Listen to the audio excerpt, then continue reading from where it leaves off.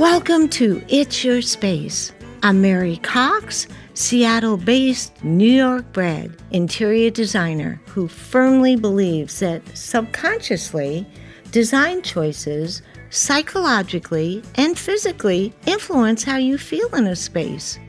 This podcast will introduce you to the science behind how your environment impacts your well-being.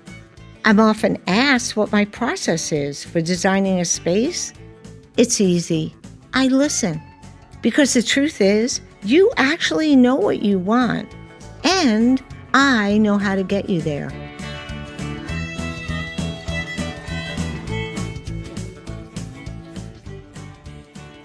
I've been bringing my clients to Contract Furnishing Mart, which we call CFM, for over 25 years. And after our initial meeting, I don't start with products.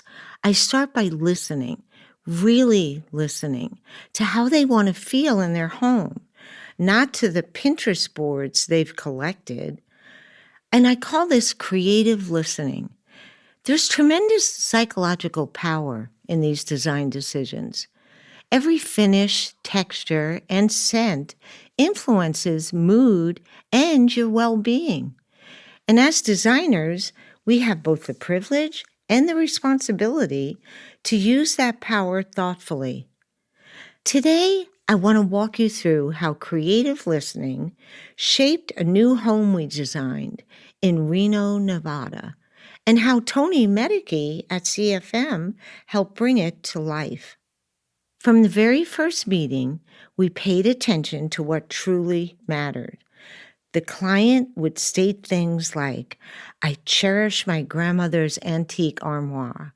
Is there a place for it in my new contemporary home?" Or, "I want to feel like I brought the outside in," referring to her spectacular mountain view.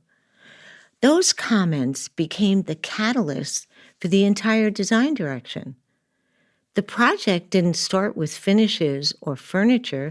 It started with the natural landscape around her home and what lay within her heart.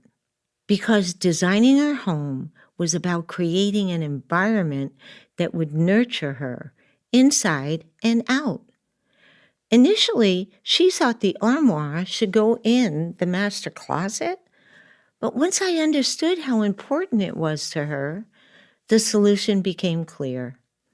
We designed the entry so the armoire greets you the moment you walk in, setting the emotional tone for the home. And to blend old and new, we carried that idea into the great room, exposing beams stained to match the armoire. Everything felt connected, intentional, and cohesive. And when it came time to make selections, we headed to CFM, focused on what would make her feel good. And this showroom engages all your five senses. Sight, the colors and textures of the tile and carpets, and the sound of footsteps on different surfaces, the touch of soft carpet, the earthy smell of wood, and yes, even taste, with the infamous bowls of candy on the counters. And we all know we all design better with a little bit of chocolate. Tony Medecke has spent years helping designers and clients navigate CFM to create spaces that truly support well-being. And today, he's here to share how the right choices can completely change the way a home feels. Welcome, Tony Maroney. Thank you so much. I'm so happy to be here. Well, Tony, I am overwhelmed when I walk into CFM. What's it like working there? Like when I came in for help with the Reno project, I had a massive order. Cabinets, flooring, pages of specs for this 2,500 square foot home. But once I explained that every decision was about how the home would touch her senses, you immediately understood. From there, you became my partner, guiding me through the options until everything aligned with the feeling we were after.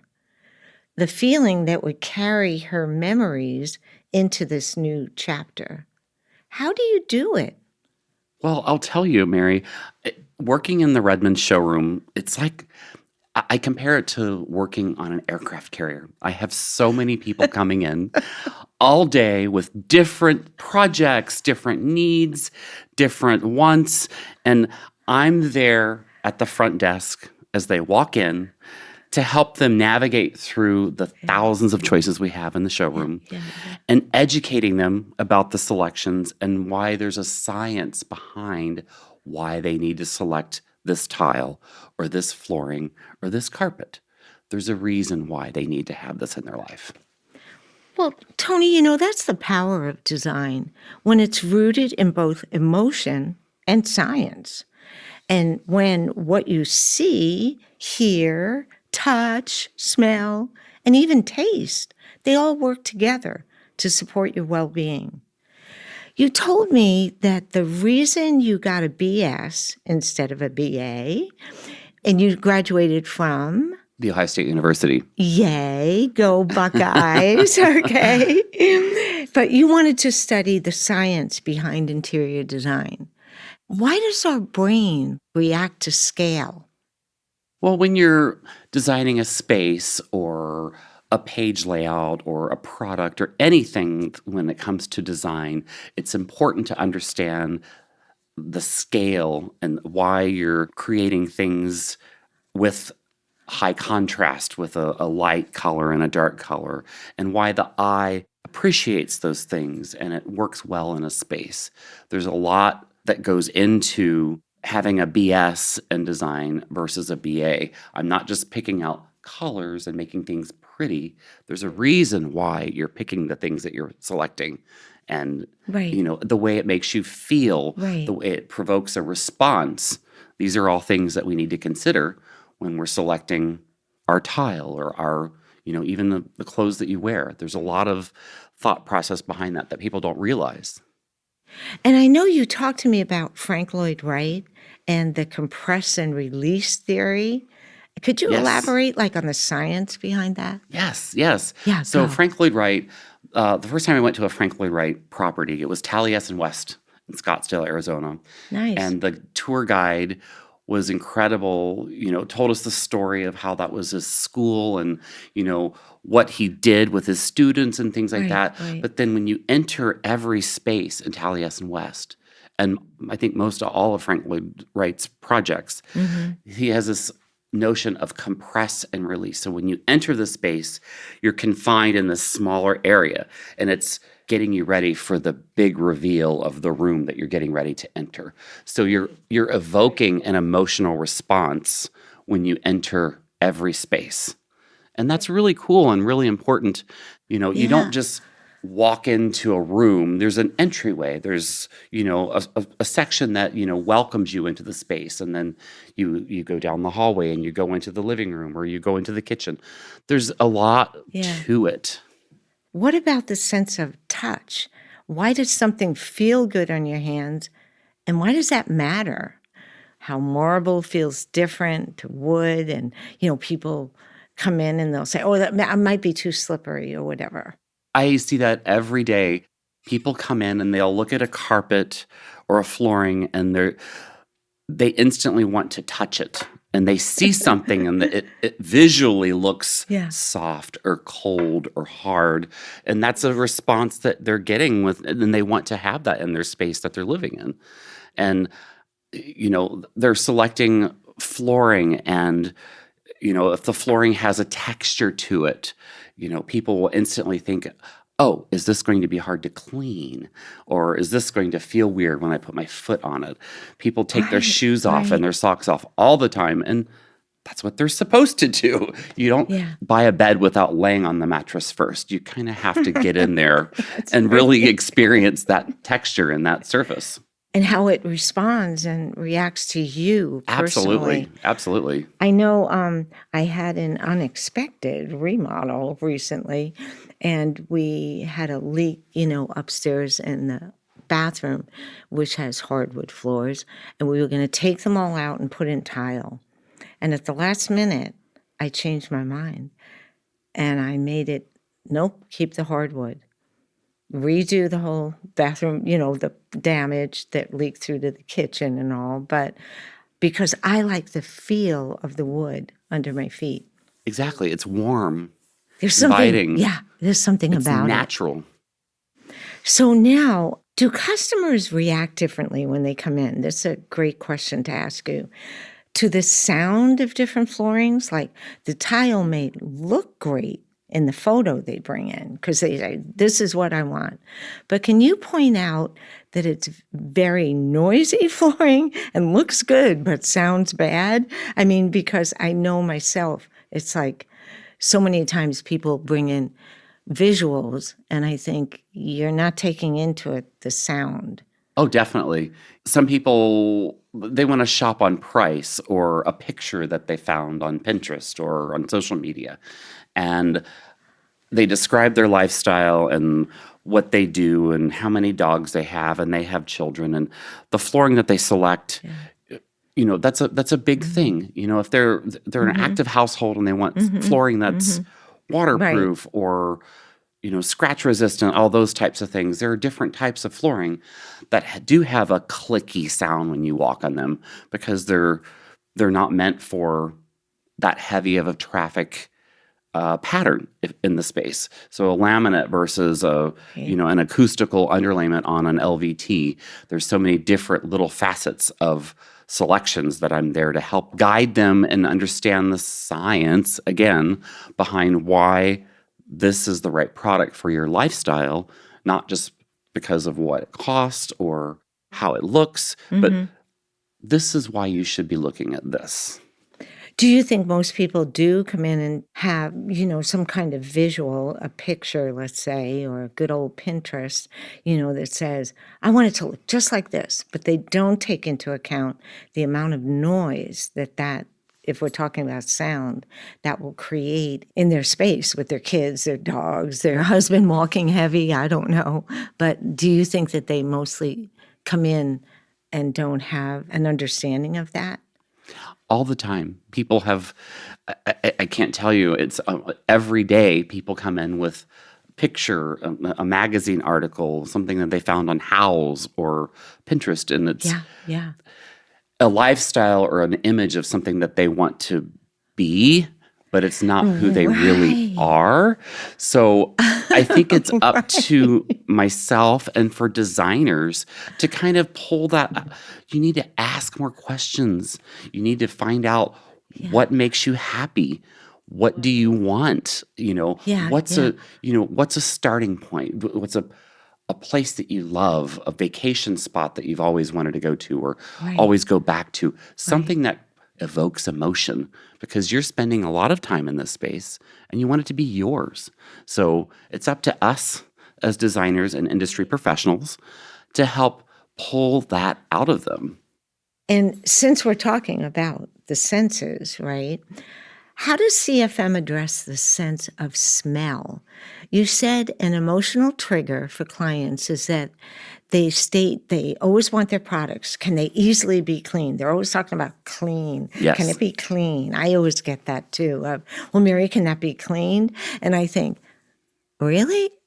I don't know if you're getting hung up on that. You're getting hung up, right? Of course, there's vacuums, there's Roomba. Yes. There's, Can you talk about a little bit, you were telling me about this Japanese tile that I had the privilege to go see a presentation on and how it absorbs odor. Yes. That was New York. Odor. Yes, there's amazing. We recently did an event, a wine, dine, and design event with United Tile, and we had a wonderful company called INEX as one of our vendors that presented that evening. And they had this amazing tile called Echo Karat. I hope I'm pronouncing that correctly. Okay. But it's a tile that absorbs odors. I know. What? Huh? Tile absorbs odor? Huh? I know, crazy. It's a thing. It's based on the old, architectural style of using mud walls, which mud Absorbs. naturally absorbs odors and things. So it's going back that far and, Wow. basing this theory on that architectural moment. And it's really pretty incredible thinking that tile can absorb odors. You think bathrooms, kitchens, backsplashes, they can be used anywhere, really. I mean, it's just a matter of where you select to put them. It's a pretty amazing technology. And we know, okay, how CFM touches the fifth sense of taste, our good old taste, with that assortment of candy you can always find on all the counters. And so now, Tony, you work with a lot of people who don't have a clear idea of what they want. Do you think that they understand what will make them feel good? And are you able to tap into that, tap into them when they come in and then be able to say, I think their expectations are unrealistic because I'm picking up, sometimes you see things between couples, if it's a husband and wife. Absolutely. And then he's talking about, can you clean it or something on that line? But then the wife is talking about something more ethereal and something more emotional based. Do you find how to help tap them into, okay, if she wants to feel good like this, that's going to help her well-being. That's going to help their everything if we nurture that. Do you figure that out when they come in? It's just a matter of asking lots of questions Okay. and picking up on, visual cues, body language. There's so many things that you can learn about people working with them in just a short period of time. Even if they're just picking out a backsplash or a replacement tile for their shower walls, you pick up on those notions and those cues, and people have a physical response when you show them something that they really like or that they really don't like. People have these physical responses, and it's great to pick up on those things, and then you kind of steer the ship towards more things like that. Bingo. Yes. That is so funny. I've said this before that, people say, well, I don't really know what I want. And then you watch them when you bring a different product or a color or texture to them, and they instantly, their body changes, they're like, oh, well, and you think, this is a person that didn't know what they wanted. They clearly know what they want. Right? Absolutely. Right? And I hear it every day too. The husband, a lot of times it's the husband and wife. And, he doesn't care, doesn't matter, pick out whatever you want. But then the moment the wife picks out the countertop, no, that's not going to work. No, so that's too white. Exactly. That's too white. Exactly. And you think, I think you said you wanted white when you came in by the pictures you showed. Yes. But you're right. You're right. I think that to me is such a blessing and gift that you have because of your extensive background. So you're able to pick up and tap into all of that. Do you know what I mean? Ahead of time. So it makes it a whole different journey. It's definitely a skill that I've learned and developed over the years working with people. And, when you first start out, it's kind of overwhelming, or was overwhelming to me. The amount of things I need to be conscious of and learn about people. And it's not just, what I like, it's what they like, what makes them happy. And, you have designers that are designers, and I use that term loosely. Air quotes? Those are air quotes, Air quotes designers. for everybody. And it seems like some designers are wanting to really pick out more what they want and what they see you living with, and not asking the right questions, pulling those things out of people. That's a very good point. I know for years I did a lot of commercial work, and a lot of the things I had to choose had to do with the demographic that was coming into the spaces. Oh, sure. It had nothing to do with me. It had to me understand who it was and how they'd feel in the Wi-Fi cafe, in the doctor's office, and whatever. Yes. And it's so funny because people have commented or said, you don't like that color. Mary personally doesn't They're picking up on your cues. And I'm like, no, because this isn't about me. It's about who's coming in the door and how they're going to feel. Do you know what I mean? How it's going to relate to them Yes. and make them feel good and calm. Yes. It's not going to be a color that I like, possibly. But anyway, we're back to my Reno client. That was a big job, okay? And she had wanted to keep the memory of her grandmother alive. And do you have any advice for designers or homeowners before they come into your showroom? For sure. Yes. So again, it's about learning about your clients, pulling information out of them, getting them to get a little bit out of their comfort zone.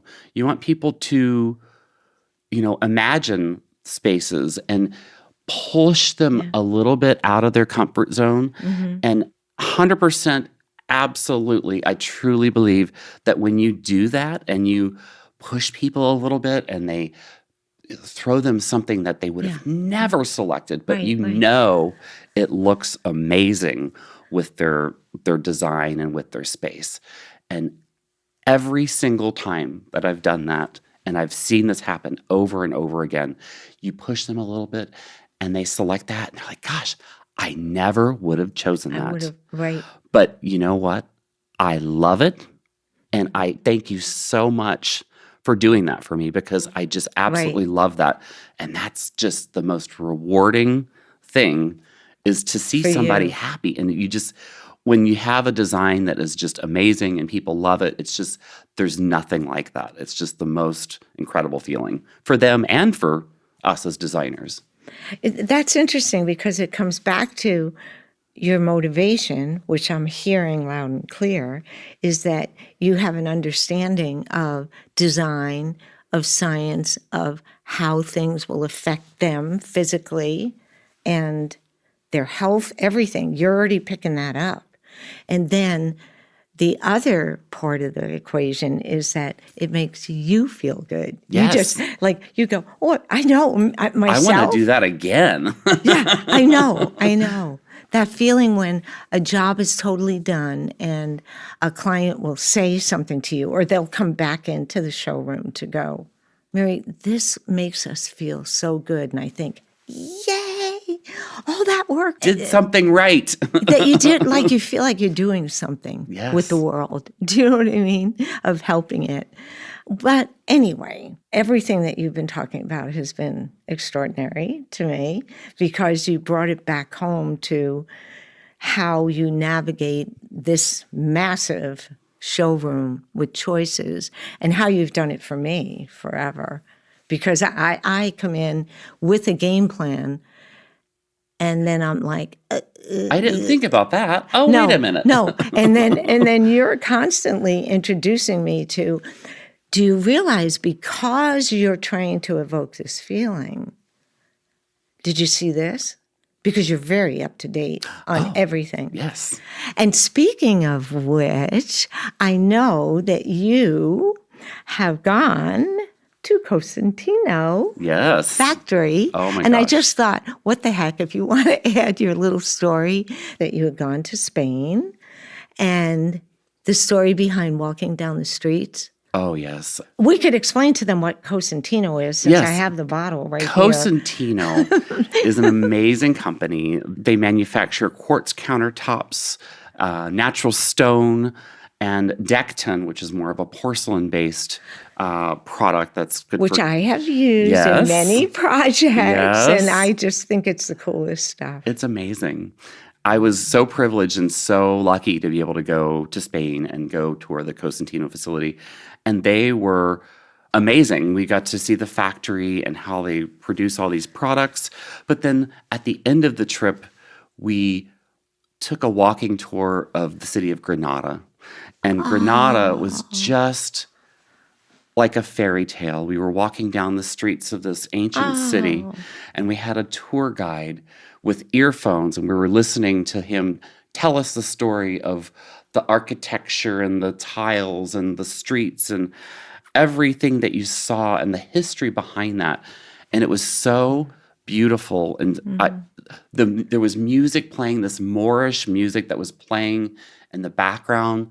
And it just, all of these things were hitting me. I'm getting the sights, the beautiful city, the smells of the food and the things in the streets, and the texture of the cobblestone as you're walking on it, and every single thing, and then the music that you're hearing, it brought me to tears. I was just so overwhelmed with emotion and thought, this is cool. Wow, what a great place to be right now. And this is just so amazing. So yeah, Cosentino they're an amazing partner. They have incredible products. Right. And it was a great trip. Well, thank you for sharing that, because I heard the story and I thought it was so moving. So I appreciate you sharing your little... Oh, thank you. Absolutely. your story of that trip. And Tony, you have helped our listeners understand that by listening to themselves, they can create a vision for a home that will enhance their well-being and health. And thank you for joining us today. And I'm sure I'll see you soon at CFM Redmond showroom, because I can probably only go a week without a guilt-free candy fix. I mean, it's usually a week. Somehow when I'm in there, I'm always like, well, it's not, what is the difference? A piece of chocolate or 2 or 3 is not going to matter. It's not me, it's the chocolate. It's not, yeah. And why do you have to put that out? Thank you. Right. So thank you so much for joining us today. You have added so much to understanding the value that CFM brings, and that, everyone in CFM is an incredible help and helps guide us towards wonderful products we wouldn't even know. As designers, I'm constantly being educated by you with, I didn't know about that new product. So thank you. You are very welcome, Mary. Thank you for having me. Okay. Bye, Tony Moroney. Bye.